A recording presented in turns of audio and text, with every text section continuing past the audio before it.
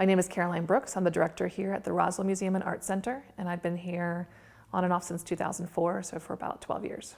For my personal position, I'm on the more administrative role of things, but I get to put my hands in a lot of everything. So we discuss exhibitions, we do studio visits, work with the artists in the region. We talk about events and programming. So much of what a museum is about its collection. That's kind of the epicenter of what we have, but we tell stories from that collection. So we try to figure out ways that we can pull people in and tell stories in different ways in order to provide an educational experience, but also to inspire people. So the Roswell Museum started as a WPA Federal Arts Center, and it opened in 1937. So we're about 82 years old. And as a Federal Arts Center, we were fairly small when we first started out, about 3,000 square feet. And over time, it grew to 50,000 square feet, with about half of that as exhibition space. It started through community efforts. So when people come to our institution, they're sometimes taken by surprise at how big it is, how great it is for such a small town. And it was because of the people that we exist. So when the federal government was taking applications to start up these rural federal art centers in the 1930s during the New Deal, the community got together. They had an art club, they had an archaeology club. The two groups merged and they put an application. It was accepted, and so they worked with the federal government to develop the original space. And at that time, there was funding coming in through the federal government, so they brought in artists from around the U.S. as well as regional artists as well, who helped to provide that context. They provided the artwork on display, but there were also different forms of art. So we had poetry, we had writers who would come through, we had musicians, and they would provide insights and share their art form with the community. And over time, the federal funding diminished, especially as we hit World War II. So about 1941, 1942, the city of Roswell took over oversight of the institution. And we were super lucky and glad that they did. We're still a department of the city of Roswell. And it's because of their support is why we exist still. There were about 100 federal art centers around the U.S., most of which closed because they lacked the federal support. And for us, we're one of 4 that are still in existence. So again, very lucky. But thinking about that community effort, there were community members here who had so much respect and passion for this institution, and that's why it became the place that it is today. It just expanded through benefactors, through ideas, through visions of other people that lived here in the community. And again, it's like, why is it such a wonderful place in this small town? It was those grassroots efforts. It was that passion for bringing art and culture here to Roswell, but it was because we're so remote. We're about 3 hours from a lot of metropolitan areas, and the community didn't have the means to travel to those locations consistently, so they decided to bring culture to them. So they made it the place that they wanted it to be. The collection itself didn't really get started until late 30s, early 40s, and there was just a few pieces, one by Olive Rush, who was an artist out of the Taos area. And then it wasn't until like mid-40s that there was more coming in. So often when they originally had those exhibits here during the WPA era, the works would travel by train to be on exhibit here, but they traveled from our Federal Art Center to all the other ones too, so it was a shared effort.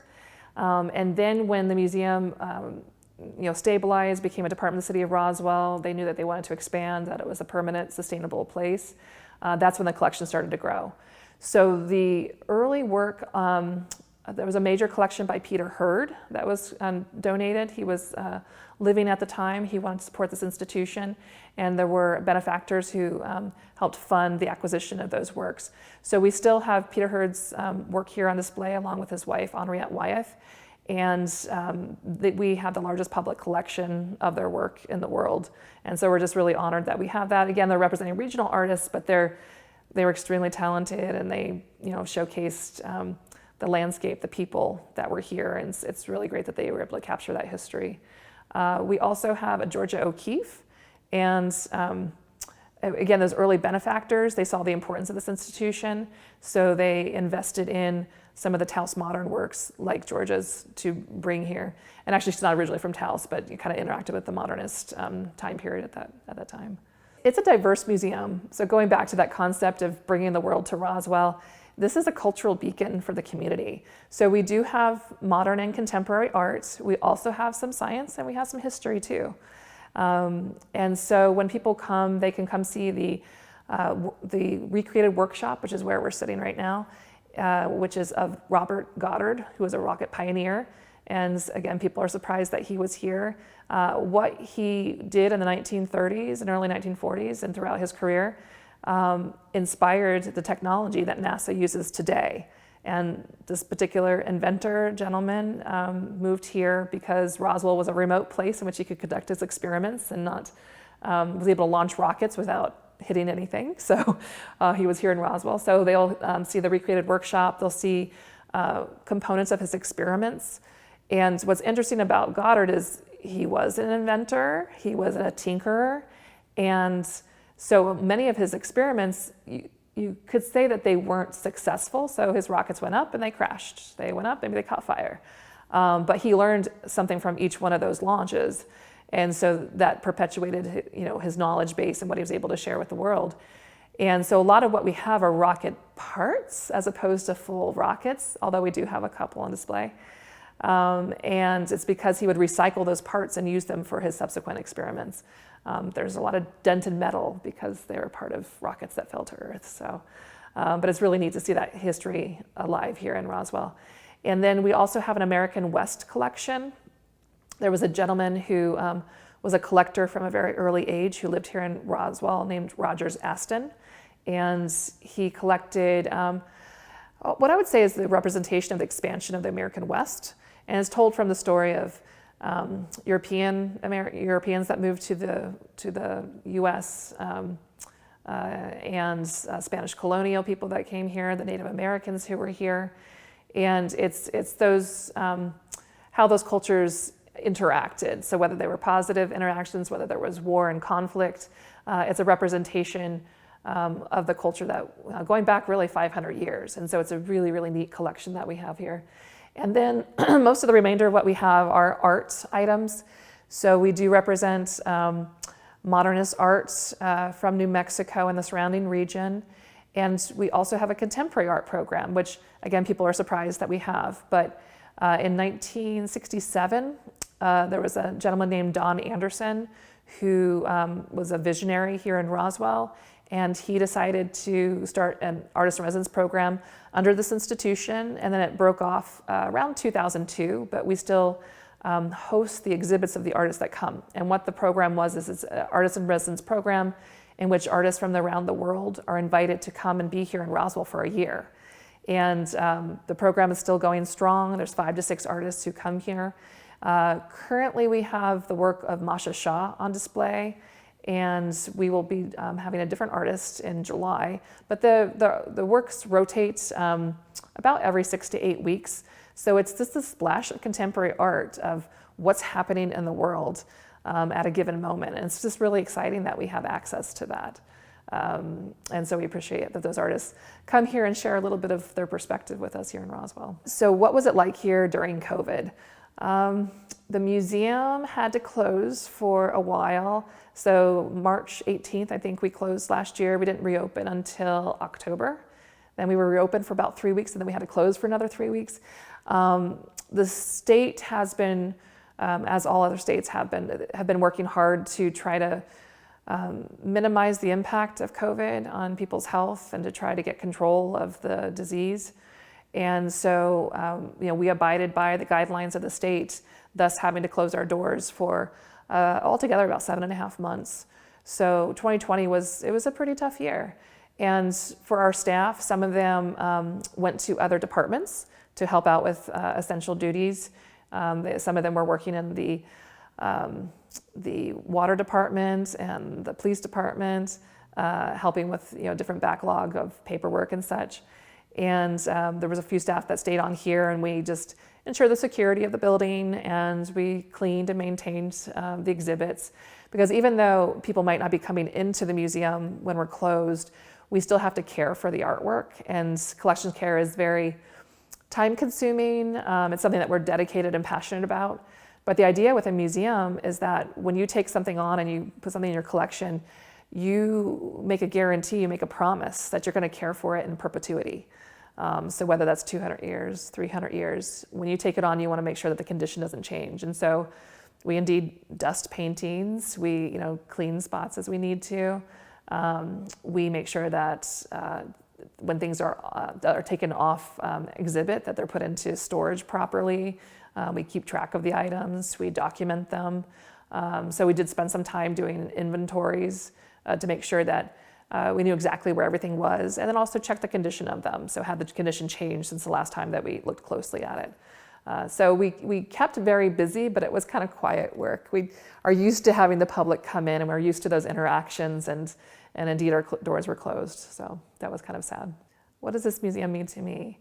It's been years of work and dedication and passion. And I think more than just a building, it's about the people. It's about the people that have worked here. It's about the people that come and visit. It's about what our mission is to support our community and provide art education and history education.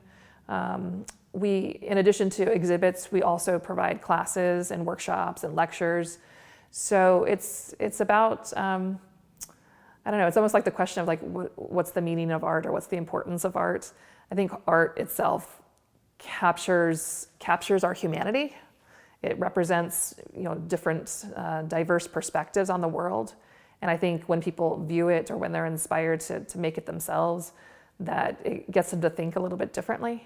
And so for me, it's about community, it's about the people, but it's about what we do in preserving the history that we do, that provides a legacy for our current visitors, but for visitors to come and their families. So I don't know, it's kind of a jumbled answer, but again, I think it always goes back to community. During the UFO Festival, although we're not the UFO Museum, which we do encourage people to also go and visit, we are an arts and culture institution. So if they want to take a break from the heat, they want to take a break from the busyness of the festival, we welcome them to come in and take in the art, the science, the history that we have here. For those that come to the festival, they might have an interest in Robert Goddard and the history of space exploration. So this would be a really neat place for them to see. We also have a planetarium, and so we'll be having laser light shows and regular planetarium shows on display too. So that would be something for people to see. And again, just to explore the art and history of our region and of the world, being that we have the Artist in Residence program. So there's a lot to see and do, and I think it just would add a little bit of variety to their experience while they're here during the festival. Not only will they see our mainstay exhibits on display, so our Robert Goddard area, our American West collection, our modern art from New Mexico, but we will also be featuring a regional artist named William Goodman, and the title of the show is Lucky Escape, The Wild World of William Goodman. And when you see the work in the show, you'll understand why that's the title. He's a wonderful gentleman, originally from England. He came here to be a part of the Artist in Residence program and ended up staying. So he lives in Tinney, New Mexico, and he's been a supporter and an artist in our community now since the early 70s. And we're just really excited to be able to display his work, and it'll be up through the UFO Festival, so folks that are in town can come and visit it. And he is a very imaginative person. He paints, he creates sculpture, he does drawings, he works with printing. And through those different media, he creates invented worlds, so invented landscapes, invented creatures that are all very playful. And so we haven't installed the exhibit just yet, but it will be up during the UFO Festival. And I think it's going to be a really wonderfully wild environment. So we hope everyone can see William's work. We're really proud of the museum. And during the UFO Festival, we hope people come in and take in the sights and visit our exhibits, learn something, be inspired, take memories with them. We are very proud of this institution and what it means for our community. And when the UFO Festival takes place, it's time for our our community to shine a little bit and for us to share a bit of our world with the rest of the world. So we hope that people come and visit and that they're inspired. I moved here to work at the museum. And so when I knew it was like, oh, Roswell, New Mexico, aliens. And I was telling people that I was coming here, it's funny. It's funny. I love the UFO brand. I think it's great. It's great for tourism. I don't know. I'm also not a disbeliever either. Like I think that there's UFO. Well, I don't know about UFOs, but there's aliens out there. There's definitely life on other planets, I would say. So I think it's something that, although it's funny, it's an attractant for people to come here to Roswell. It's a little mysterious about our history and the rocket crash or the UFO crash in 1947. It's I don't know. It's the identity of this community, and I think it's fun. I think I'd rather have that than, I don't know, something more mundane. So I think it adds to the personality of the people that live here. People have told me that they've had UFO sightings for sure, and being that we're in Roswell, when I look up into the sky, I will see things, but I know that it's a weather balloon or it's something else, even a piece of plastic, that's a plastic bag that's flying up in the air. So because we're here, we definitely call them UFOs because we don't know what they are. They're unidentified. Do I think there's an alien being in them? No, not necessarily. But yeah, it's kind of fun to take a look and see in the sky and see what you can see. So, do you believe in aliens? Yes, I believe in aliens. I believe in life on other planets. I'm not sure if they've come here to visit us or not, but I think it's an interesting concept to think about.